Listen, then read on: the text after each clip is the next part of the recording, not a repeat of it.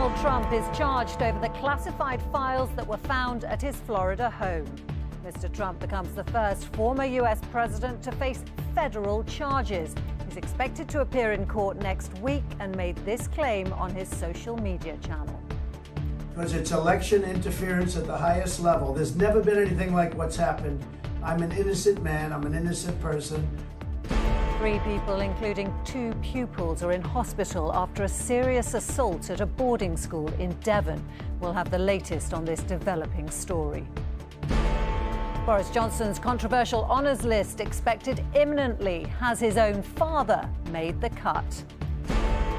It's hot out there. We're live on Brighton Beach to find out how today's heat health alerts might affect you, and the sports stars and celebrities pitching in for the world's biggest charity football match. Out of my comfort zone. I think that's obvious for all to see, but I think it's such a wonderful event.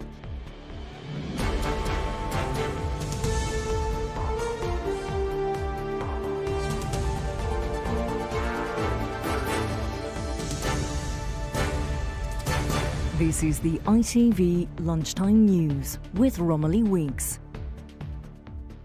Good afternoon. We might never know exactly why Donald Trump kept hold of classified government documents when he left office, but his decision to do so is having major consequences. He's become the first former U.S. president in history to face criminal charges by the federal government after he was indicted for retaining the documents and obstructing justice. Mr. Trump insisted he was an innocent man as he blasted what he called election interference at the highest level. From Washington, our U.S. correspondent Dan Rivers sent this report. Mr. President! Donald Trump is now at the centre of a legal and political showdown, the likes of which the United States has never seen. He's already appeared in court in New York, but this case is more serious than the hush money payments to an adult film star. It will test the very legal foundation of this country. Can someone run for the White House while simultaneously fighting a federal charge under the Espionage Act? They go after a popular president, a president that got more votes than any sitting president in the history of our country. It's election interference at the highest level. There's never been anything like what's happened. I'm an innocent man. I'm an innocent person. When these top-secret papers were found at Mar-a-Lago last summer in an FBI raid, it set in chain a legal process which will culminate in one of the most consequential federal court cases in US history. Put plainly, Donald Trump is facing extremely serious charges under the Espionage Act for failing to hand back classified documents. The case started after staff at the National Archives noticed missing papers when Trump left office. Boxes of papers were taken to Trump's home, Mar-a-Lago in Florida. Archivists doggedly pursued the missing papers. 15 boxes were handed back in January 2022, but many more were still missing. Finally, this FBI raid uncovered a cache of classified files. One was even in Donald Trump's desk. Experts say there is no legal excuse for documents like this to be held unsecured at Donald Trump's home. Well, under the Presidential Records Act, the records of an administration going out of office come into the legal custody of the Archivist of the United States. And so on January 20th, 2021, at noon, when the new president, President Biden, was inaugurated, legal custody is with the archivist. That means that the legal custody of those records are with the American people. I'm very proud to say that for the longest time, they're sort of like with a dog and a bone, they were pursuing the records that deserve to be in the legal custody of the National Archives. But a lawyer who until recently represented Donald Trump in this case denies the former president has done anything wrong. Isn't there plenty of evidence in this case that there has been obstruction? It's not even willful retention, and certainly there's no obstruction from everything that I've seen. If the National Archives are talking to him and they're saying, look, we think we have classified documents there, can we work this out, can we find a way to get them back into government custody? Not a problem. But they didn't do that. The archives contain a complete history of all presidencies, for good or bad. Donald Trump thought he didn't have to comply with its requests. Now he's about to find out whether that decision will ultimately cost him not just another run at the White House, but perhaps his liberty. And Dan is in Washington this lunchtime. Dan, Donald Trump is now facing multiple court cases. What does this mean for his hopes of getting back into the White House? Well, sort of long term, he's facing considerable jeopardy, a potential 20-year prison sentence. But short term, perversely, this might be quite good news for him. Don't forget, off the back of the New York case involving the hush money payments to an adult film star, Stormy Daniels, he raised $15 million off the back of that. Already the emails are going out asking for money to fight this case and to try and propel him into the White House. The other thing to remember is that if he does become the next president, he would potentially have the power to stop this completely. It's unlikely this trial will get underway before the election in 2024. So potentially, you know, this is very high stakes for him. He needs to win the White House in order to stop this case and the others in its tracks. In terms of the polling, it's interesting as well that 27% of Republicans feel positive about Donald Trump in light of all the legal jeopardy he's facing. So it's not necessarily a given that this is bad news, but clearly it's extremely serious. And of course, the next election is going to be decided by a handful of independents in a few swing states. And what they think about this will be critical, and how they view a man who is facing charges under the Espionage Act will be critical in this next election. Dan in Washington, thank you. Back home, and a developing story this lunchtime, a 16-year-old boy has been arrested after 3 people, including 2 pupils, sustained what's been described by police as multiple serious injuries at a school in Devon. Our reporter Bob Cruz is at Blundell's School in Tiverton for us. Bob, what more do you know there? Police were called in the middle of the night, about 1 a.m, to reports of a serious assault at one of the boarding houses here at Blundell's, a private school in Tiverton in Devon. 3 people had been assaulted, 2 of them pupils who were seriously injured and have been taken to hospital where they remain having treatment this lunchtime. A 16-year-old boy was arrested on suspicion of causing grievous bodily harm with intent. We've had a statement today from the police which says this is a very traumatic incident for all those involved and the wider school community, and support will be provided to those involved.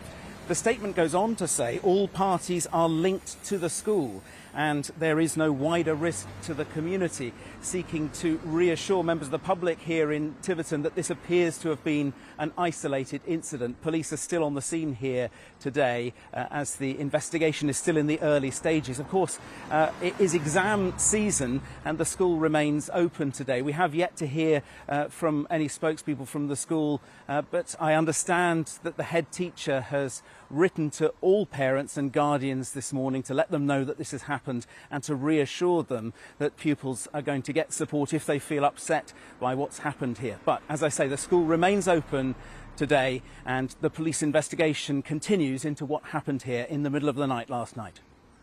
Bob, thank you for that update. A teenager who died when his e-bike collided with an ambulance after he was followed by police in Greater Manchester has been named. 15-year-old Saul Cookson died yesterday afternoon. His devastated friends and family have been leaving tributes at the scene, where Saul has been described as the nicest lad about. Our North of England correspondent Rachel Townsend is in Salford. Rachel, is there any clarity on what happened? Well, it's still very early on in this investigation, but details are emerging, as you said, and as you can probably see. There is a growing number of tributes being left to the 15-year-old who was killed here yesterday. He has been named locally as Saul Cookson, and what we believe to have happened is he was riding an e-bike at the time of this incident and he was being followed by police. Now, he was driving that e-bike along this street opposite when he reached these bollards that you can hopefully see. The police vehicle could go no further and so the pursuit stopped, but Saul came through the bollards. He was then hit by an oncoming ambulance. Well, he was able to receive immediate medical attention from the paramedics, but sadly he died a short time later in hospital. Earlier, his friend paid tribute. He was a good lad, kept himself to himself, doing his own thing, getting a job, driving his bike like we're doing today. Sunny day. Everyone's heartbroken, to be honest. It's all over social media. Obviously there'll be hundreds of people here later because he was a good kid. Well, as is standard in these cases, Greater Manchester Police have referred themselves to the police watchdog, the IOPC, who have already sent investigators to the scene to gather evidence. As you say, by the minute, these floral tributes are growing. Among them is a tribute from his sister, who says, in one blink of an eye, he was gone. You were my best friend and my brother in one. Rachel in Salford, thank you. In France, and all 4 children injured in yesterday's knife attack in Annecy are now out of the operating theatre and in a stable condition. 2 of the 4 children are French and the other 2 are tourists, one British, the other Dutch. The suspect, a 31-year-old Syrian, had in recent days applied for asylum in France, but this had been denied. Our correspondent Rachel Younger is at the scene in Annecy and sent this update. People have been arriving here since early morning to leave flowers, soft toys and hand-drawn pictures in many cases. If I show you the scene behind me here, you'll see candles lit for those who were so dreadfully hurt in this attack. Some incredibly moving messages, some of them reading simply courage, all of them wishing strength and love in the recovery of those who are still in hospital. Now, you'll see that there are plenty of cameras here. That is because we are expecting President Macron to visit the scene in the next few hours. He has already been to one of the hospitals where the injured are being cared for over in Grenoble. They were airlifted there yesterday morning, but we are told by the mayor of Annecy that the 4 children are all now no longer in critical condition, that they are safely out of the operating theatres and that their condition is stable. We do know a little bit more about the suspect. He was held and has been in custody since yesterday. We are told by the French Prime Minister that, as well as being the 31-year-old Syrian who identifies as a Christian, we knew that, of course, yesterday, that he is somebody who had refugee status in Sweden. His wife, who hadn't seen him for 4 months, has been telling French television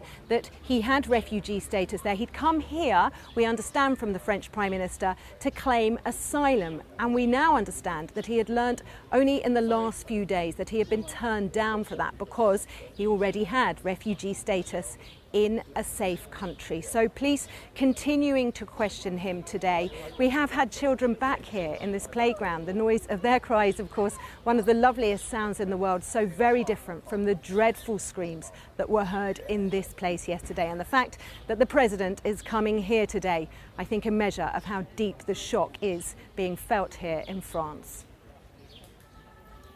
Rachel Younger reporting from Annecy. Next, large parts of England are under a heat health alert this lunchtime and for the rest of the weekend, with temperatures forecast to hit 30 degrees. The amber alert is in place in the East and West Midlands, the east of England, southeast and southwest. A yellow alert is in place in northeast England, the northwest, Yorkshire and Humber and London. They've been in place since 9 a.m. this morning and last until 9 a.m. on Monday.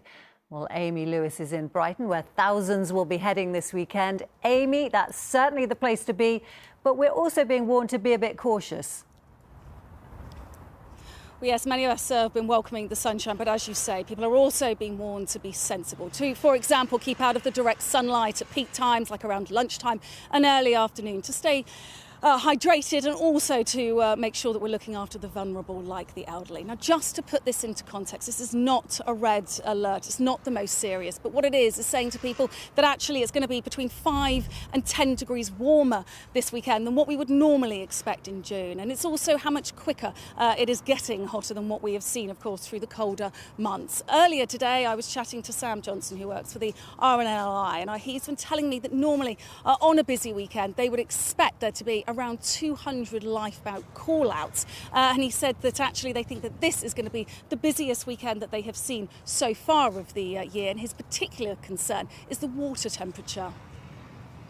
Well, our biggest concern this weekend is there'll be a lot of people visiting the coast, and people will be getting into the water because the air temperature is so warm, in the mid to high 20s. But what people need to be cognizant of and remember is that the temperature of the water takes much longer to increase throughout the summer. So at this time of year, in early June, water temperatures can be as low as 14 degrees along here in Brighton.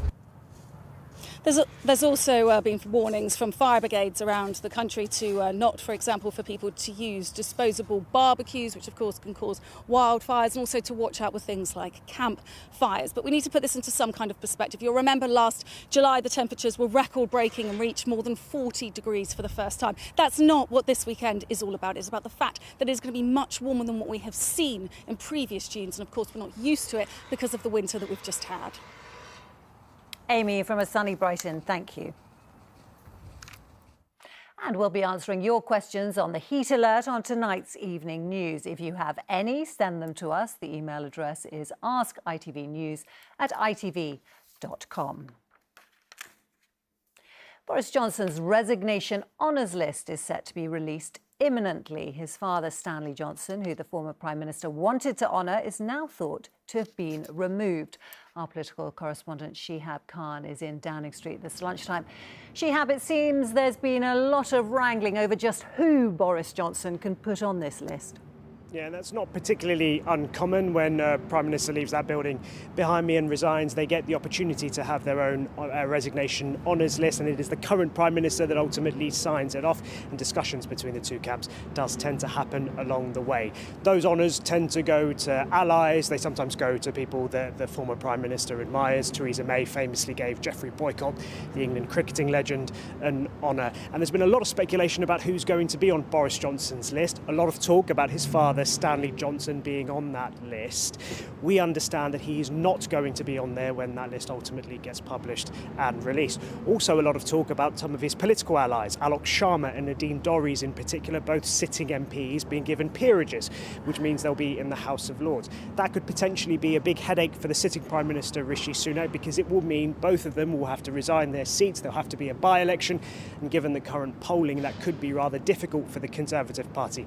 As it stands, we don't expect to see those names on that list, but we won't know for sure. We're expecting it to be published imminently. Could be today, could be in the coming days. It is at that moment we'll know for sure who exactly Boris Johnson would like to have get those honours on his resignation list. Shihab, thank you.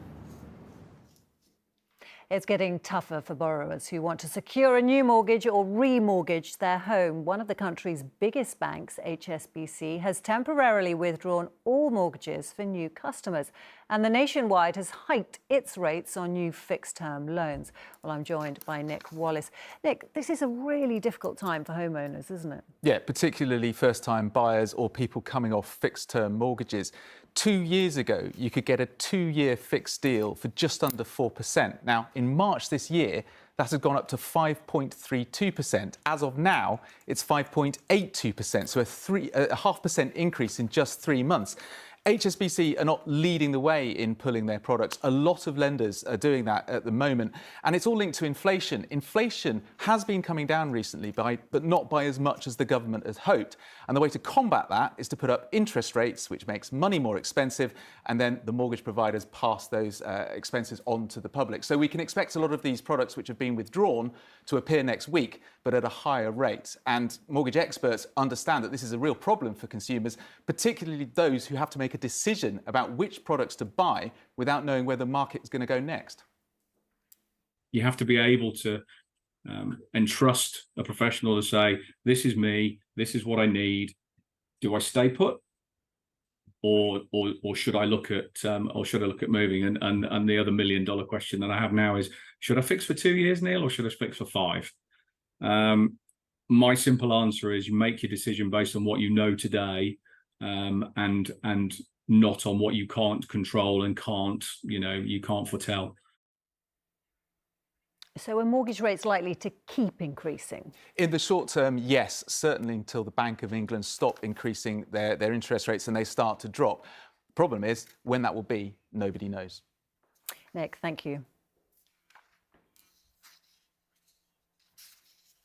And finally, this Sunday sees the return of Soccer Aid, where a star-studded match will bring in the crowds to raise money for charity. Old Trafford will play host to the event once again, but before the celebrities can play, they need to get their practice in, as Barbara Holmes reports.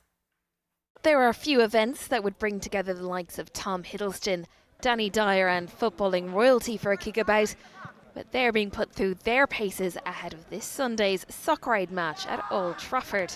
I'm out of my comfort zone. I think that's obvious for all to see, but I think it's such a wonderful event. This is the 12th time the English team of entertainers and sports stars have faced off against a team of 11 from the rest of the world.